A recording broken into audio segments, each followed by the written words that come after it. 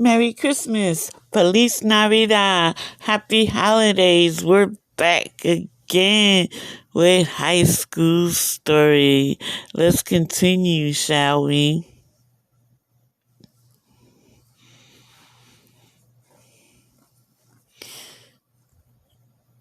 And the cheerleaders are hanging out by the snack table. OMG, cake pops? I have to give Brian credit. Nah, credit the caterers. He had his house party catered. So, where should we go first? Let's talk with the cheerleaders first. You and Emma join Mia and the other cheerleaders at the snack table. You look at the vast arrangement of hors d'oeuvres. Whoa, Brian really went all out. I know, right? These lobster bites are to die for. They're not nearly as good as the ones I've had at my parties. Mia takes in your outfit and nodding to herself. You've got style, Lyric. Yeah, I love your outfit. Where'd you get it? Had this in the closet for a while. Thought it'd be nice to wear it out. Well, keep up the good work. Can see you going far in this school. I can see you going far in this school. Hey, check this out. Sydney waits for everyone to turn and watch her. She tosses a cracker high into the air and performs a pirouette before catching it in her mouth. Sydney, girl, you're trying too hard. That's why Mia doesn't like her, because she's trying too hard. And Mia thinks she's trying to outshine her. Whoa, that was awesome. It was okay at best. Let me give it a shot.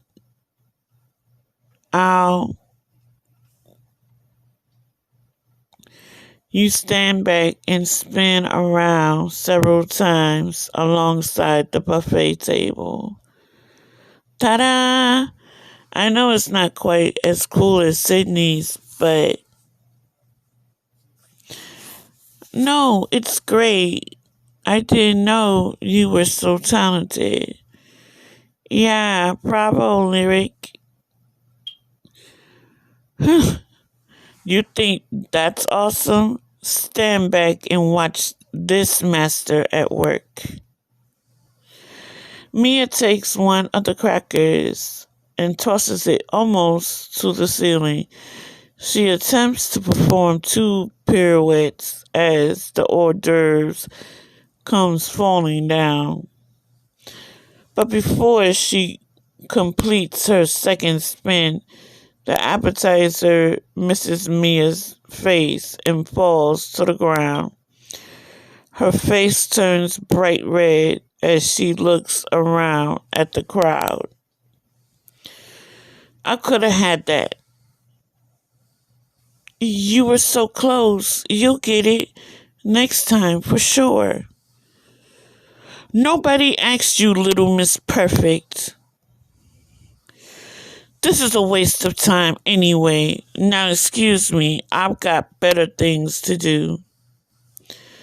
Mia storms off, but Sydney runs after her. Mia, wait.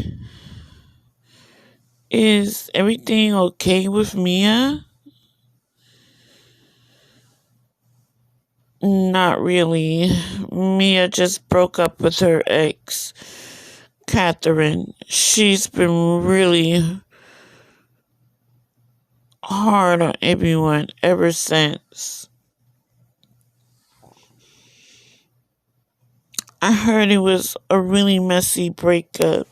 I need to play the original game before the story came out. It didn't help when Sydney joined cheer last winter. She's really good at cheerleading, but Mia has to work twice as hard to keep up. That's that'll explain it. Yeah, but I know Mia. She'll bounce back soon enough. It'll just take some time. Let's head over to the musicians. Dance with the band. You and Emma walk over to the dance floor and join the guys from bands.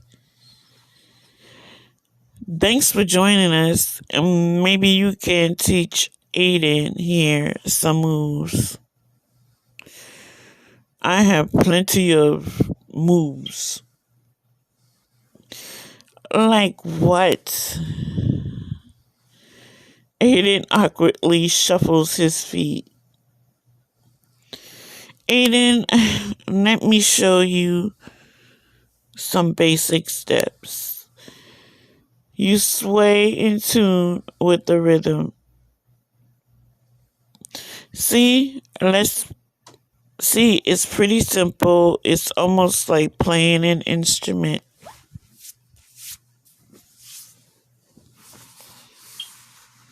Like the floor is a drum and your feet are the drumsticks. That actually kind of helps. Before long, Aiden is moving slightly less stiffly. Well, look at that. My boy is finally learning to dance. You just need to loosen up. I thank you, Lyric. Perhaps this will influence Ezra to desist from his constant barrage of insults. Maybe I'll think about it. Cards with the football team it is.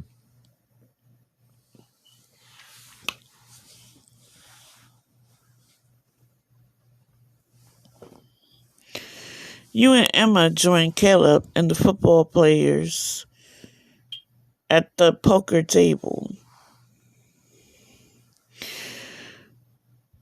Hello, new kid. Haven't seen your face before. The name's Lyric. Frank the Tank, aka the best defensive end Cedar Cove's ever seen. Better keep it up against Staten in a few weeks. You got it, bro. So what's the game? Texas Hold'em. My brother Ezra and I played this a lot growing up. You glance at various players around the table. Brian and I are the only ones left this round. Not for much longer. Damn straight, because I'm gonna win. Whatever makes this go faster. Brian, you're first to bet. I bet 20 chips. Whoa, he must have a good hand. Or he's bluffing.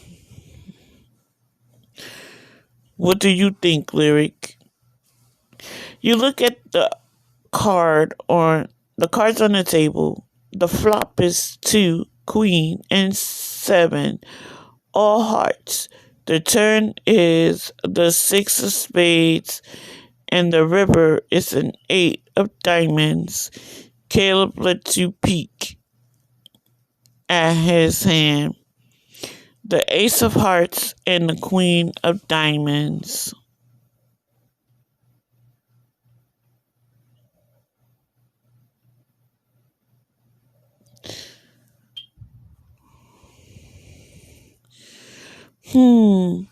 Caleb has a strong pair, which isn't bad, but the board looks dangerous. Brian could have a flush, a straight, or anything better than Caleb's. I used to love playing Texas Hold'em in his hands. Brian sits back in his chair, smiling mischievously. Careful, Caleb. Brian might beat you. Is that how you're supposed to be on your boyfriend's side? Brian looks pretty confident over there. Should Caleb play it safe and fold, take a risk and call, or take an even bigger risk and raise? Fold. You got it. Come on, how much longer are you going to keep me waiting? I fold. I knew you couldn't handle the pressure. You're weak. You gonna show us your hand? But only 'cause it wouldn't have made a difference. Read 'em and weep. Brian smirks and flips over his cards, the king and ace of hearts. I have 5 hearts, or as we like to call it, a flush. What? That's impossible. Caleb reveals his hand. There are 2 aces of hearts? And there's another one in the muck pile. So this isn't a normal deck of cards. Brian must have stacked the deck, the deck before we started playing. That's not cool, Brian. Sorry, man, but Caleb wins this round. Come on. Really? Caleb could have cheated, not me. It's your deck, Brian. Brian frowns at Caleb, looking expectantly. No, Frank. Brian won this one fair and square. I folded. So, everything's fine. Brian smirks as he adds the chips from the middle to his pile.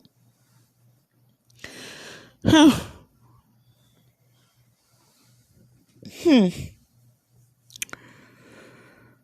while later, you walk outside when you bump into Zoe and Caleb, and we'll figure out what they're doing outside in the next part.